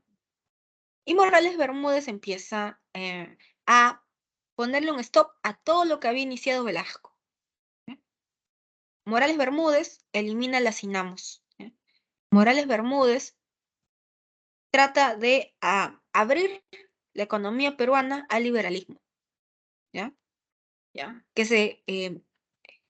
¿Ya? Entonces, Morales Bermúdez es como lo opuesto a Velasco. Y Morales Bermúdez empieza a tratar de aplicar paquetazos, ¿no? A ver si así la economía peruana vuelve, ¿no? A ser como antes, pero ni así, o sea, la marcha ya estaba dada. O sea, porque desgraciadamente el gobierno de Velasco, ¿no? Había fracasado económicamente con la reforma agraria, ¿ya? La industria peruana tampoco había funcionado, ¿ya? Más bien nosotros acabamos convirtiéndonos aún más dependientes de Estados Unidos respecto a las exportaciones del cobre, ¿no? O sea, digamos que vivíamos de eso. Entonces, económicamente hablando estábamos muy mal. Y por más que Morales Bermúdez aplica una serie de reformas, no logra su cometido. Entonces la gente sale a protestar a las calles durante el gobierno de Morales Bermúdez, ¿ya? Y entre el 70 y el 77, el Perú va a sufrir una serie de protestas, paros nacionales, ¿ya? Un paro muy sonado en esta época es el de policías, ¿ya? Imagínense que un día Lima amanezca sin policías. Terrible. Aparecen los vándalos, ¿no? A saquear las tiendas del centro de Lima. Y los policías que estaban haciendo el paro en el cuartel de los Barbones van a ser ejecutados por el ejército. Entonces, desde allí había bastante rencor, ¿no? Entre policías, ¿no? Policías frente al ejército. ¿Ya? Entonces, Morales Bermúdez dice, bueno, ¿no? Ya, los militares anunciamos el retiro del gobierno. En el año 80 vamos a devolverle el poder a los civiles, pero antes vamos a convocar una asamblea constituyente para que se cree una nueva constitución. Y el presidente de esta asamblea constituyente va a ser pues un Haya de la Torre ya octogenario, ya un viejísimo Haya de la Torre, es el que preside esta asamblea constituyente, que se dice va a recoger las opiniones de todo el mundo, desde apristas, ¿no? Hasta partidos de izquierda, o sea, hasta Hugo Blanco, que obviamente es un líder, ¿no? de guerrillas de extrema izquierda va a participar de esta asamblea constituyente. Entonces, por eso es que para muchos, ¿no?, la Constitución de 79 es como la más democrática, ¿ya? Entonces, esta Constitución va a decir que la mayoría de edad es a los 18 años, ¿ya?, y que los analfabetos, la gente que no sabe ni leer ni escribir, debe votar, puede votar en las elecciones, ¿ya? Y ahora sí, los militares, luego de 12 años, ¿no?, le entregan pues un país destrozado económicamente a los civiles, ¿no? Y los militares se retiran, ¿no? Y dicen, civiles, ahí está su país, gobiernenlo como ustedes quieran, nos vamos, ¿ya? Y este es el país, ¿no?, que le devuelven a los civiles en los años 80. Algunos, ¿no?, le llaman a los años 80, ¿no?, como la década perdida, ¿no? Y a los jóvenes de esta época les llaman pues la generación perdida, ¿no? Porque es una época muy difícil, ¿ya? Vamos a empezar hablando del segundo gobierno de Belaúnde Terry, ¿no? Es gracioso porque Belaúnde Terry, ¿no?, o sea, su primer gobierno, ¿no?, acaba con el golpe de estado de los militares que se quedan en el poder 12 años y ahora se van los militares y regresa Belaúnde. Todo el mundo vota por Acción Popular, ¿no? La gente cree, ¿no?, está muy esperanzada con que regresen los civiles al poder y por fin se vayan los militares. Y Belaúnde Terry, ni bien juramenta, se baja del estrado y lo primero que hace es firmar la devolución de los medios de comunicación a sus legítimos dueños. Así es como les devuelven, ¿no?, el comercio a los Miro Quesada. Entonces, aparentemente está empezando con buen pie este segundo gobierno de Belaúnde, aparentemente, ¿ya? Belaúnde Terry, ¿no?, para pagar la deuda externa, se va a contactar con el Fondo Monetario Internacional también, ¿no?, para que nos continúen pues prestando plata, ¿no?, y así poder pagar, ¿no?, para que nos presten plata. El Fondo Monetario Internacional va a ser un acreedor, ¿ya? Y Belaúnde Terry va a contratar a los Chicago Boys. Y los Chicago Boys se van a encargar de analizar la economía peruana y van a decir que lo mejor que puede hacer Belaúnde es crear una nueva moneda que tenga respaldo, que tenga solidez. Así es como aparece el INTI. Pero rápidamente el valor del INTI se deprecia, se devalúa. Entonces, la moneda no va a valer nada.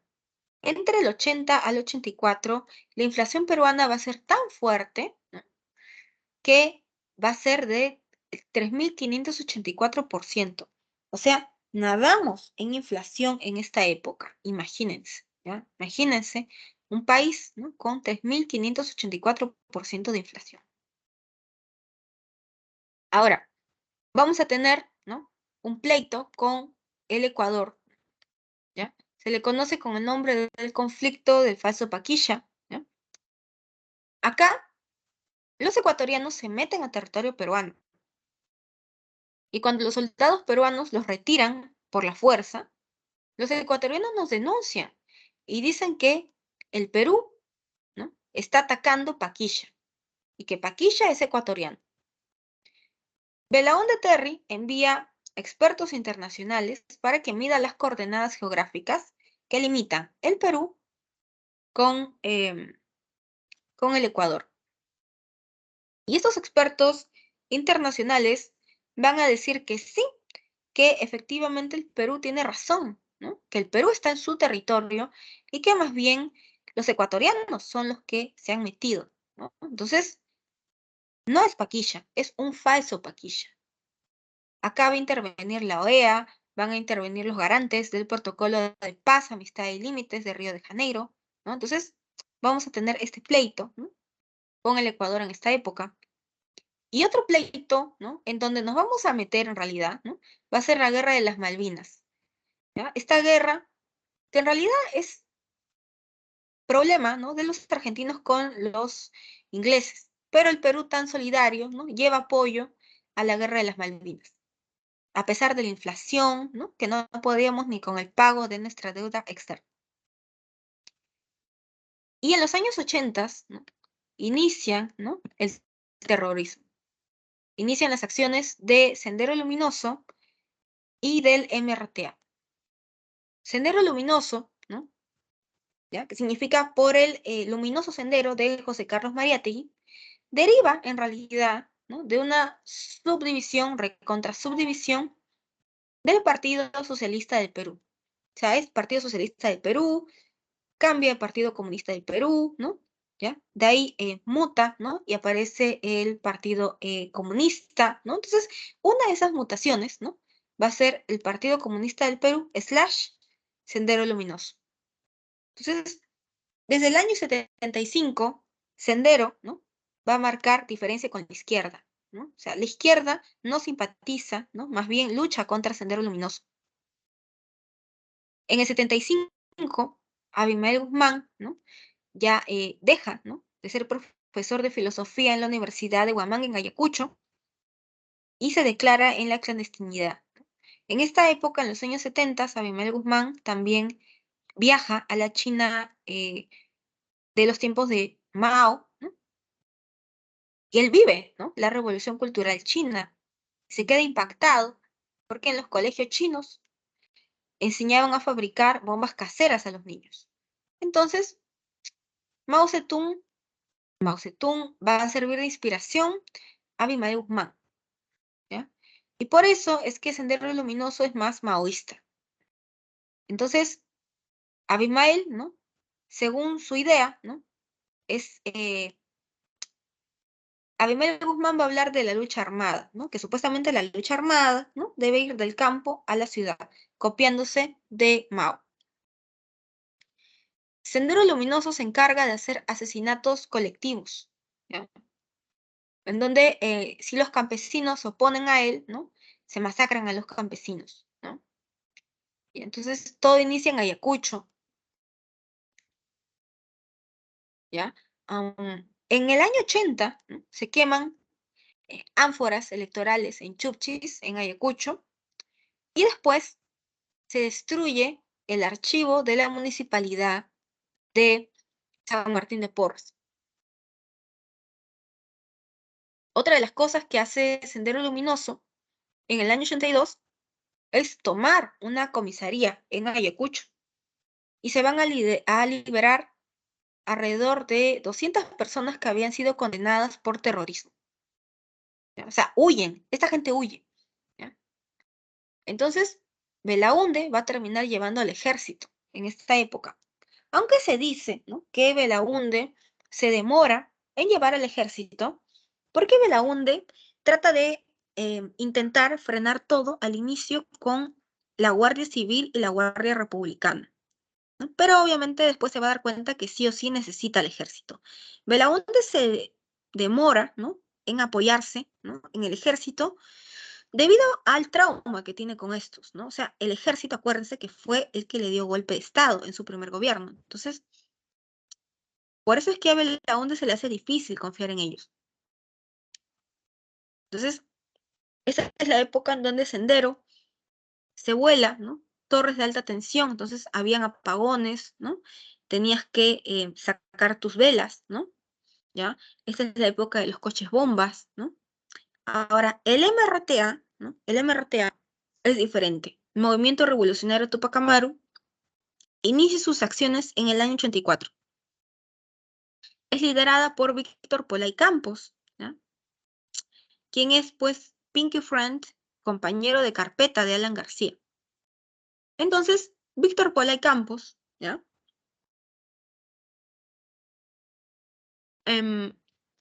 digamos que el MRTA es de una línea más moscovita, ¿no? Es más pro URSS, por así decirlo, ¿ya? Entonces, el MRTA se caracteriza por hacer asesinatos selectivos a grupos de poder, a gente importante, ¿ya? Entonces, esta violencia, ¿no?, es la que sufre la gente en los años 80, ¿no?, muy fuerte, ¿ya? Y ahora vamos a hablar del gobierno de Alan García Pérez, el primer gobierno. En el año 85, Alan García, ¿no?, el discípulo, ¿no?, principal de Aya de la Torre, se enfrenta, ¿ya?, contra Luis Alfonso Barrantes. Y al final Alan García acaba ganando la presidencia con 35 años de edad. Y es la primera vez en más de 60 años que el APRA llega al poder, luego de cárcel, luego de muertes, ¿no? Persecuciones, ¿no? El APRA llega al poder. Entonces, en esta época, sí es cierto, ¿ya? Sí es cierto que Alan recibe un país, ¿no? Con más de 3.584% de inflación. O sea, es cierto eso, ¿ya? Entonces, Alan empieza a aplicar una serie de medidas económicas heterodoxas, nunca antes vistas, ¿no? Empieza el Estado a tener demasiado protagonismo. Empiezan a tener control sobre los precios de ciertos productos. El Estado empieza a establecer subsidios, ¿no? Y todo esto a la larga va a generar especulación en los precios, ¿ya? Después Alan va a crear el dólar MUC, ¿ya? Dólar MUC significa mercado único de cambio, ¿no? Entonces, es un dólar que va a circular en paralelo, ¿no? Al dólar normal. Y según Alan, el dólar MUC tenía como finalidad subsidiar el precio del dólar para los empresarios peruanos, para que estos inviertan en industria peruana, en industria nacional, y así la economía del Perú se mueva, ¿ya? Para que me entiendan, ¿no? Supongamos el Estado compra un dólar a 4 soles, para que me entiendan. Entonces, el gobierno, ¿no? Va a venderles, ¿no? Este dólar a los empresarios peruanos, ¿no? Solamente a 2 soles, a la mitad del precio. Entonces, imagínense, ¿no? Que te vendan, ¿no? Los dólares a mitad del precio. Uno compraría, pero hasta cansarse dólares, ¿sí o no? Entonces los empresarios empiezan a comprar un montón de dólares. Y estos empresarios peruanos, ¿ustedes creen que van a invertir, ¿no? Estos dólares en industria nacional, en industria peruana, para tratar de salvar al Perú de la crisis económica en la que se encuentra? ¿Qué creen?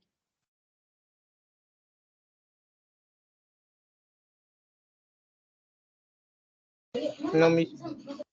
Ajá, muy bien. No sucede así, ¿no? Lo que hacen los empresarios peruanos es, supongamos, compran un montón de dólares a la mitad del precio. ¿Y qué es lo que hacen? Lo venden a su precio real, ¿no? Supongamos compro algo a 2 soles, ¿no? Y lo vendo a 4. ¿Cuánto de plata estoy ganando? ¿No? Y así es como los Brescia, los Romero, van a acabar pues duplicando sus capitales, ¿ya? Entonces, y al final, ¿quién termina pagando los platos rotos de todas estas medidas económicas? Los peruanos, ¿ya? Por eso es que, si bien al inicio, durante los 2 primeros años de gobierno de Alan, pareciera, ¿ya? Que estaban funcionando, ¿ya? Porque la inflación bajó hasta el 60%, lo cierto es que luego de 2 años la inflación explota, ¿ya? Explota. Y la inflación al término del gobierno de Alan, ¿no? Va a ser de más de 7.900%, ¿ya?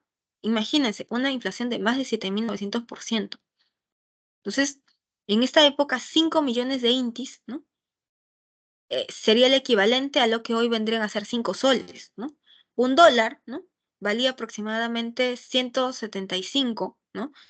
175.000, ¿no? Intis, ¿no? O sea, imagínense, o sea, la moneda no vale nada, ¿ya? Porque ha perdido su valor.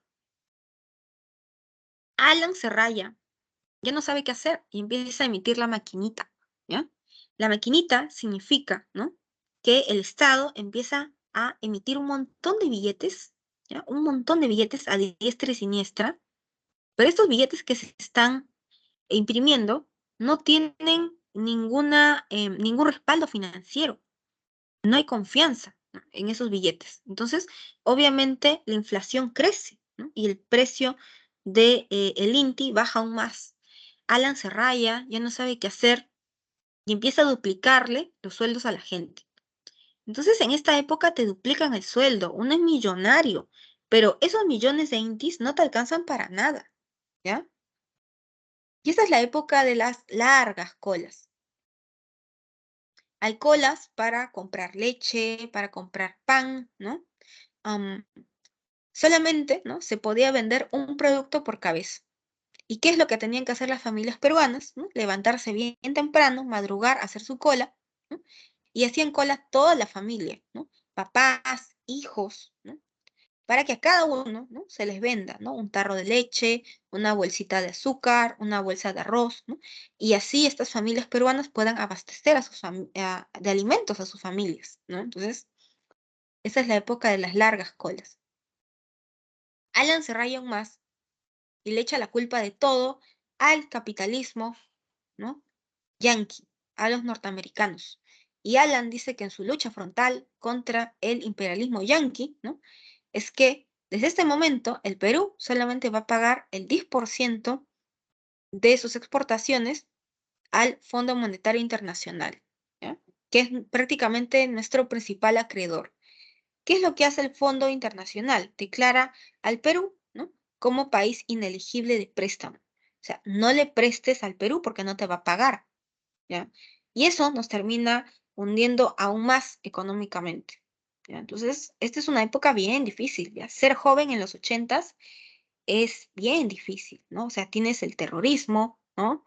¿Ya? Tienes esta crisis económica, ¿no? O sea, los jóvenes de esta época creen que ya no hay esperanza para el país, ¿no? Los que tienen un poco de plata, ¿no? Agarran sus maletas, ¿no? Y se van afuera. Estados Unidos, Japón, ¿no? Italia, huyen, ¿ya? Y también se da una migración interna bastante fuerte, ¿ya? em, los campesinos que son asesinados, ¿no? O que sus familiares han sido muertos a manos de Sendero, ¿no? En Ayacucho, en Junín, ¿no? En la selva, en Ucayali, en Loreto, ¿no? Lo que hacen es migrar hacia Lima, tratando de huir de la violencia de Sendero, ¿no? Entonces, esta es una época bien difícil, ¿ya? Entonces, esta es la época, pues, de Alan, ¿no? Al final, Alan se raya aún más y dice que tiene un proyecto para estatizar la banca, aunque él dice que no habla de estatización, sino de nacionalización, según Alan, ¿ya? Entonces, al término del gobierno de Alan, el Perú se había declarado en bancarrota, ¿ya? Terrible la inflación, ¿no? De más de 7.900%, ¿ya? Entonces, en esta época, Alan, para tratar de luchar contra Sendero Luminoso, es que unifica la Policía Nacional y nace la PNP. La Policía Nacional del Perú nace en esta época, ¿ya? Ya la policía ya unificada. Entonces, se unifica la Guardia Civil, la Guardia Republicana, todo se unifica en uno, ¿ya? Entonces, ¿ya? Y las acciones terroristas continúan, ¿no? En Lima, ¿no? Sendero ya está en Huaycán, está en Villa El Salvador, ¿ya? Como que en la periferia de Lima, ¿ya? Los terroristas, ¿no? Marchaban, ¿no? Sin, sin nada en la cara, ¿no? Con el rostro descubierto, en Manco Cápac, como si nada, ¿ya? Entonces, esta es una época bien fuerte, ¿ya? Bien fuerte.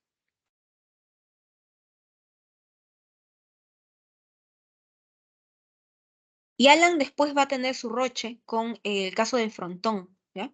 En el Frontón, muchos presos se van a amotinar, ¿no?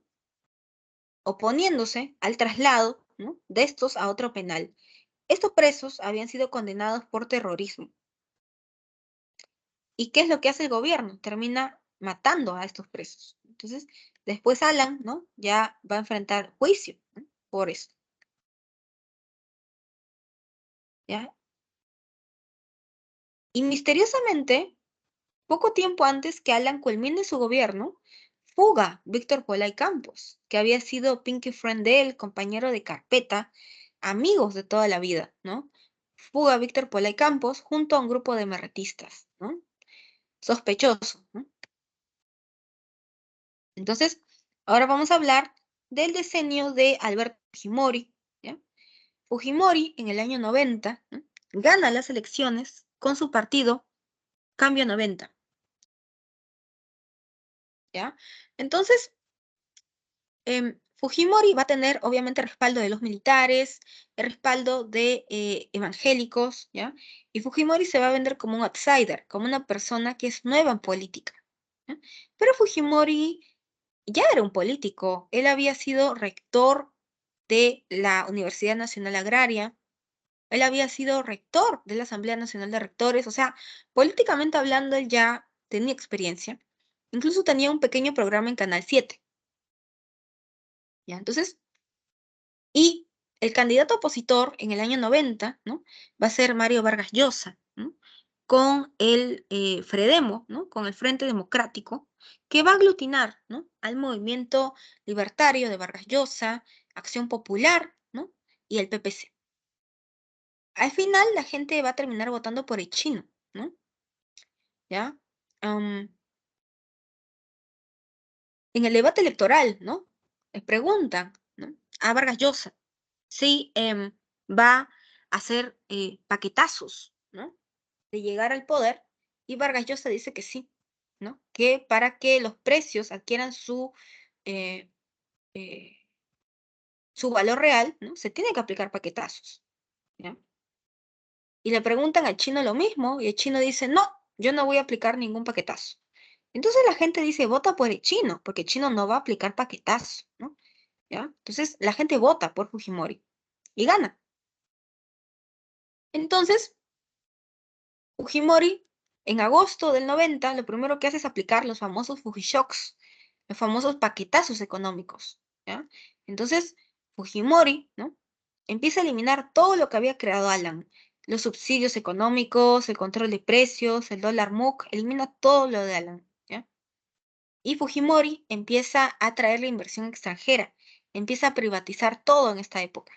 Todas las empresas nacionales, ¿no? Que habían sido creadas en los tiempos de los militares, la gran mayoría, ¿no? Va a ser privatizada, ¿ya?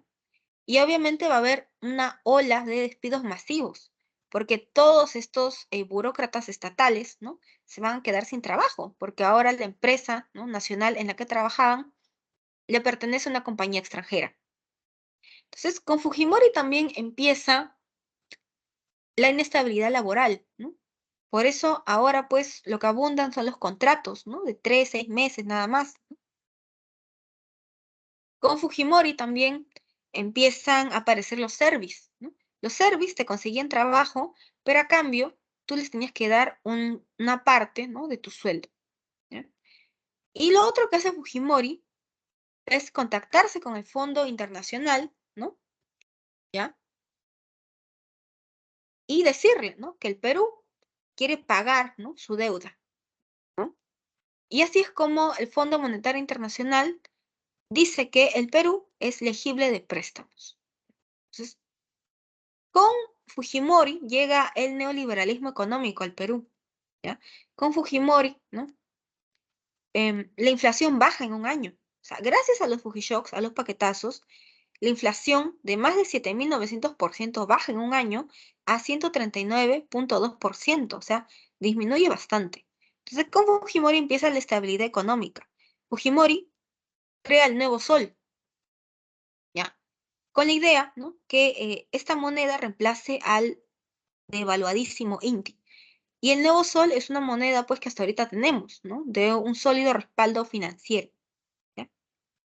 Entonces, otra vez los empresarios empiezan a invertir en el Perú, ¿ya?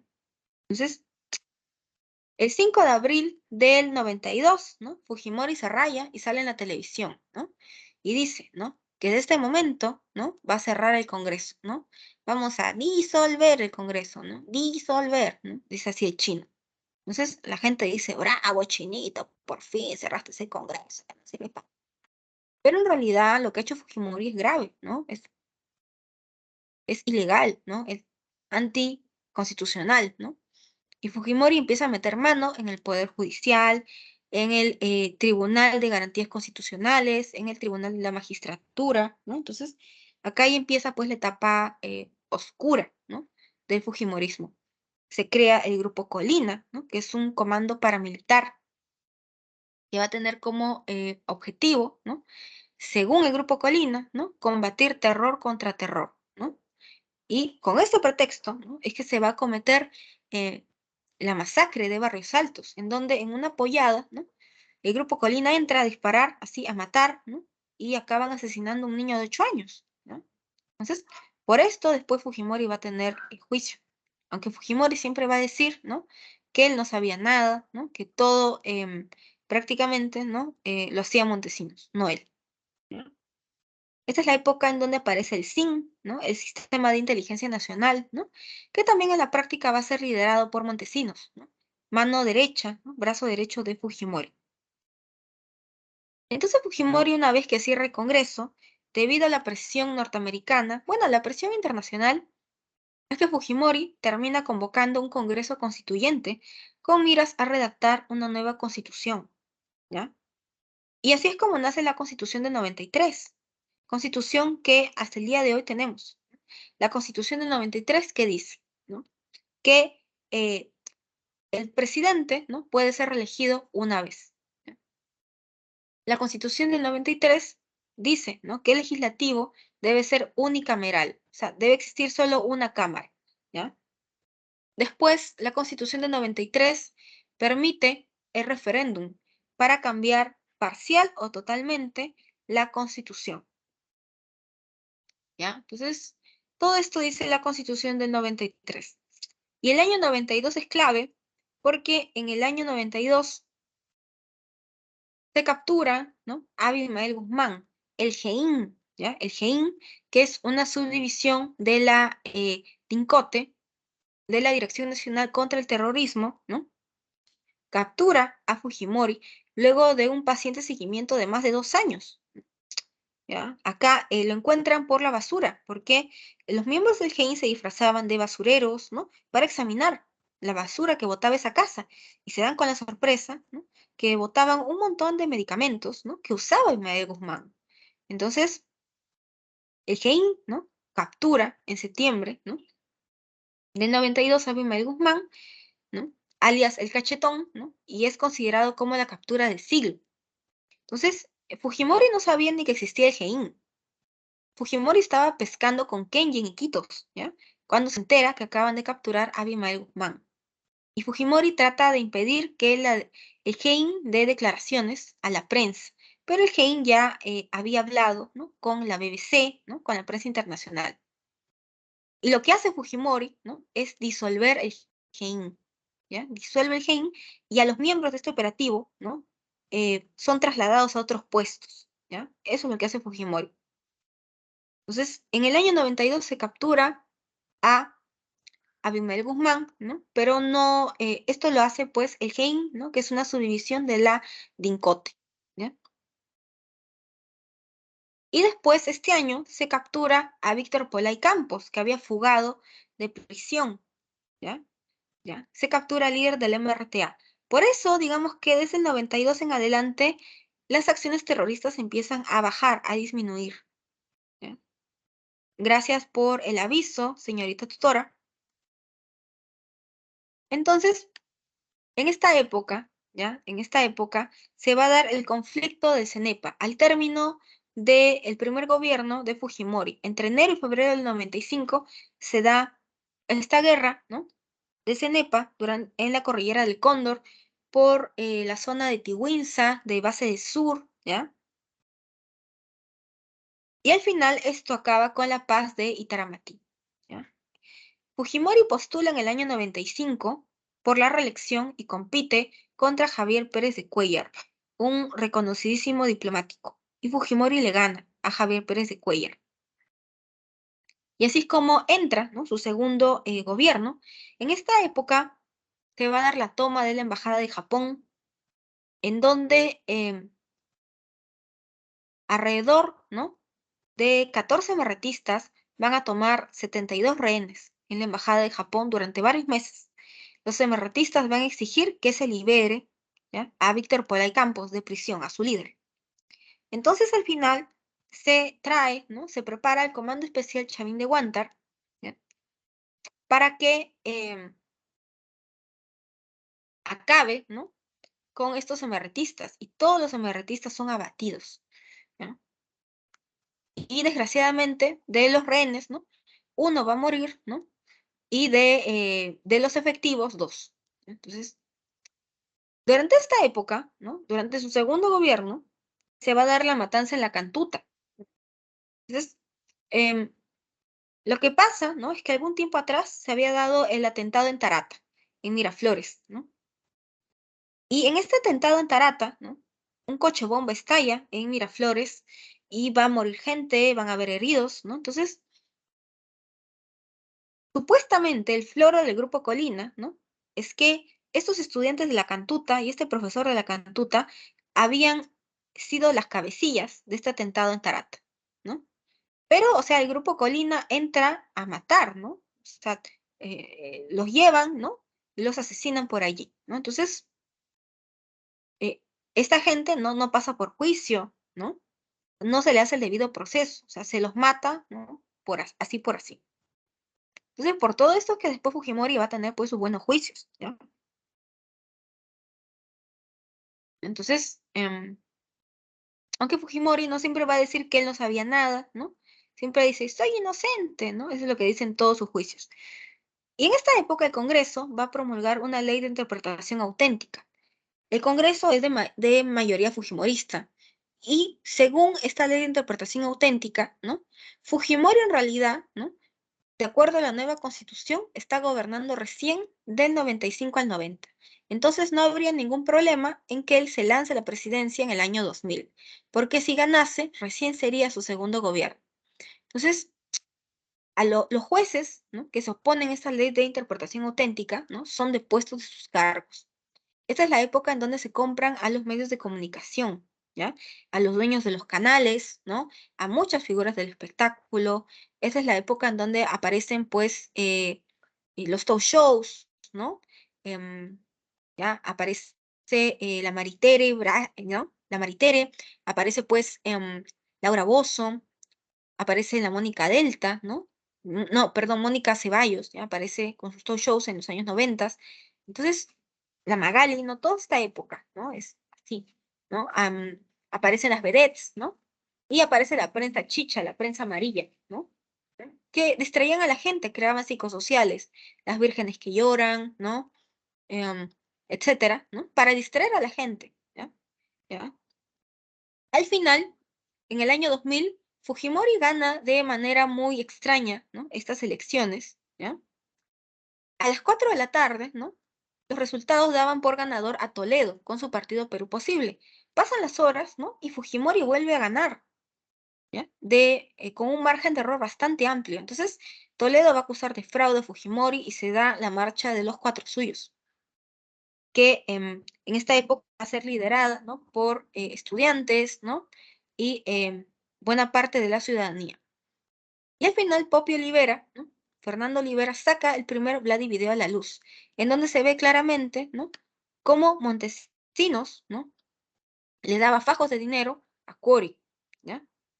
Entonces, después, ¿no? Van a saltar un montón de Vladi videos en donde salen dueños de canales, figuras del espectáculo, ¿no? ¿Ya? Entonces, Montesinos grababa a toda esta gente para después tener con qué chantajearlos en caso se les quieran, pues, voltear o traicionar, ¿ya? Entonces, Montesinos huye a Venezuela y Fujimori está fingiendo que lo está buscando, ¿no?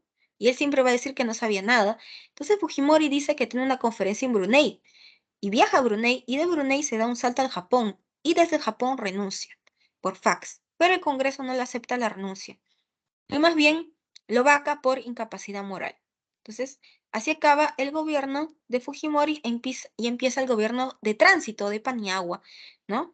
Em, este gobierno de tránsito, ¿no? Convoca a las elecciones del 2001, ¿ya? Y este gobierno de tránsito firma el contrato de gas de Camisea, se conforma la Comisión de la Verdad y la Reconciliación para hacer un balance sobre estos 20 años de violencia terrorista, ¿no? Y en el año 2001 postula Toledo, postula Alan y postula Lourdes Flores, y en segunda vuelta gana Toledo, ¿ya? Con Perú Posible, y esta es una época de estabilidad económica, se continúa con el neoliberalismo económico, ¿ya?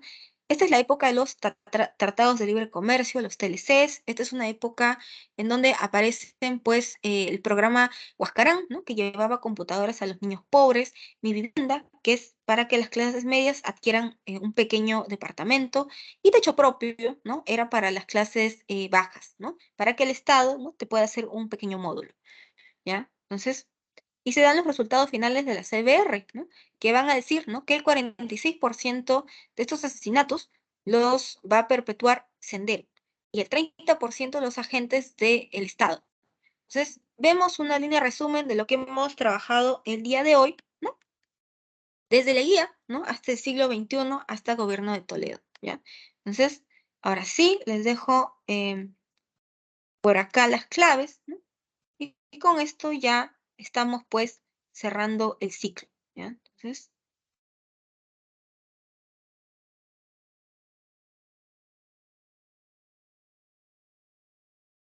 aquí están las respuestas. La 1 es la C, la 2 es la D, la 3 es la A, la 4 es la B y la 5 es la C, ¿ya? Entonces, espero que les haya servido el curso, ¿no? Y el mejor de los éxitos en su postulación, ¿no? A San Marcos, ¿ya? Cuídense, ¿ya? Chao. Por la clase. Cuídense, profesora. Chao, cuídense, chao, chao, cuídense, chao.